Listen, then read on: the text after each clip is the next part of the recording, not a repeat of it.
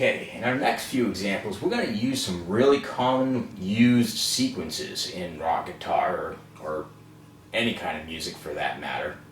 And we're going to discuss why it's difficult to play on guitar. So this is, just a short clip of a descending 3 pattern. Okay, it's just a descending 3-note sequence in pentatonic. So basically the way that goes is you take 3 notes, you move down 1 note in the pentatonic, and you just keep going down.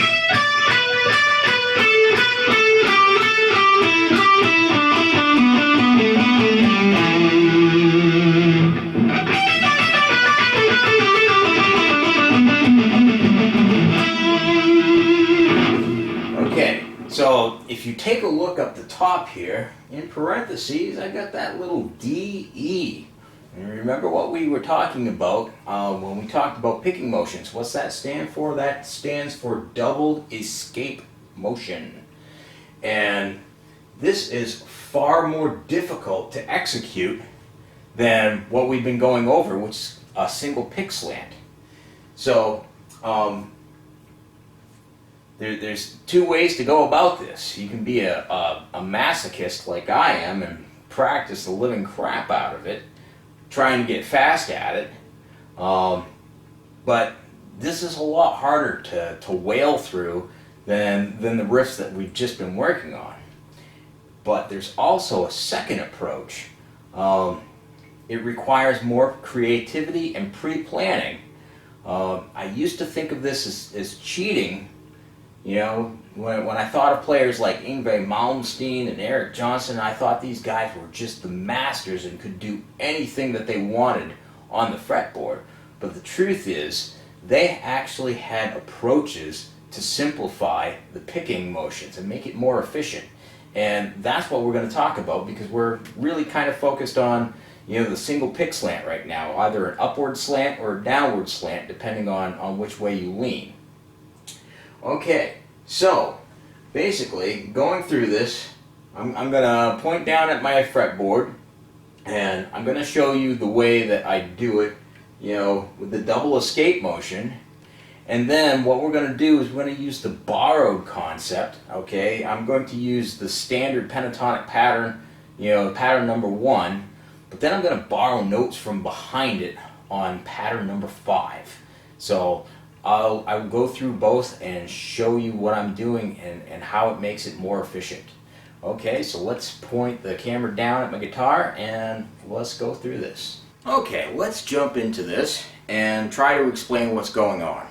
So what we're going to do, if you stay inside of one pattern, you're going to play 2 notes, and if you start with a downward pick slant, your hand is free to jump over the string and hit that B string.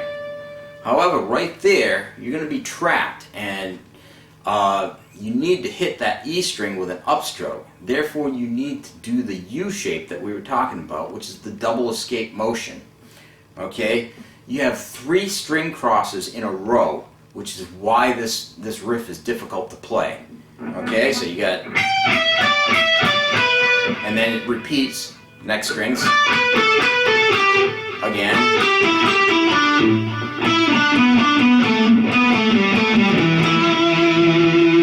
Okay, I'm going to turn to the side a little bit. Hopefully you can see my picking motion.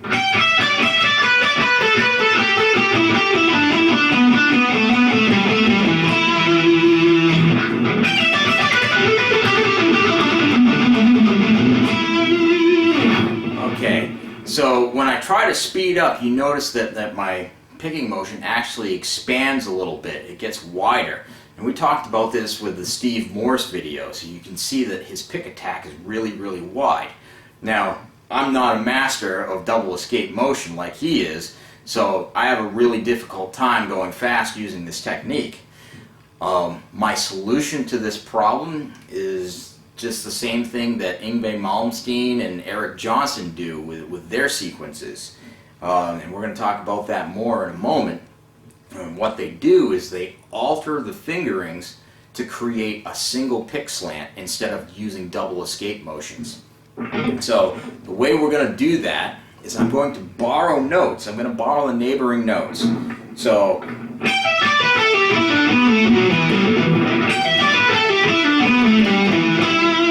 okay, that's your pentatonic pattern.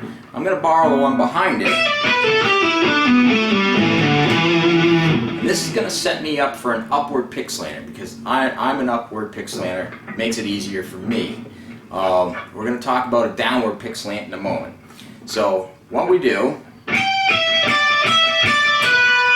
instead of 2 notes and having a triple cross, we're going to have 5 notes with a single string cross. That's your single string cross, and then you repeat again.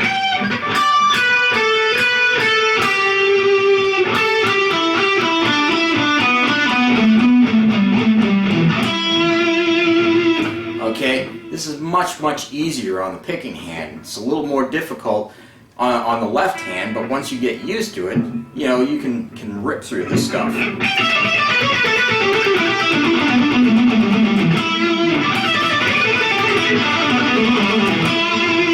Okay, now for you guys that are a downward pick slanter, instead of borrowing from the notes behind, I borrow in front. Okay, so we're kind of starting in the middle of the pattern.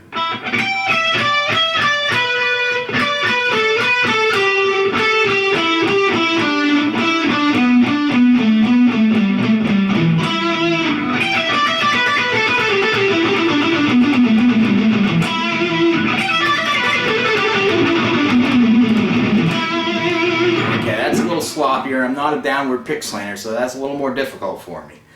But anyways, the idea that I'm showing here is that you can take these super hard riffs, and if you think about your attack, okay, if you think about those pick motions, you can arrange these notes in a way that you can blaze through it instead of struggling, you know, smashing your head against the wall trying to beat yourself up. Why can't I play this fast?